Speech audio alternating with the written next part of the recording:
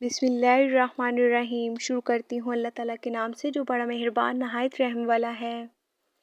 हज़रत आयशा रज़ियल्लाहु अन्हा से रवायत है कि एक दफ़ा नबी सल्लल्लाहु अलैहि वसल्लम उनके पास तशरीफ़ लाए, जबकि उनके पास एक औरत बैठी थी। आपने फरमाया, ये कौन है? मैंने अर्ज़ किया, फ़लाँ औरत है जो रात को सोती नहीं। मैंने इसको नमाज का ज़िक्र किया। आप सल्लल्लाहु अलैहि वसल्लम ने फरमाया, रहने दो, इतना काम इख्तियार करो जिसकी तुम हमेशा ताकत रख सकती हो।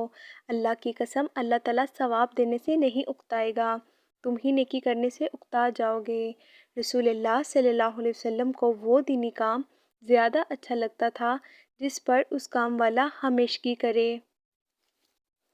हज़रत अनस बिन मालिक रज़ियल्लाहु अन्हु से रवायत है कि रसूलुल्लाह सल्लल्लाहु अलैहि वसल्लम मस्जिद में दाखिल हुए तो एक रस्सी दो सतूनों के दरमियान बंधी हुई देखी। आपने पूछा, ये रस्सी कैसी है? लोगों ने कहा, उम्मुल मोमिनीन हज़रत ज़ैनब बिनते हजश रज़ियल्लाहु अन्हा की है। वो नमाज़ पढ़ती हैं, जब थक जाती हैं तो उसका सहारा लेती हैं।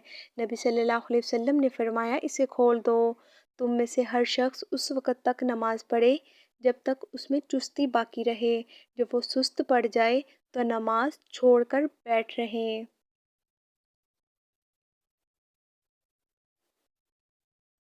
हज़रत मुग़ीरा बिन शोबा रज़ियल्लाहु अन्हु से मरवी है कि नबी सल्लल्लाहु अलैहि वसल्लम नफल नमाज इतनी लंबी पढ़ते थे कि आपके कदम मुबारक सूज जाते थे।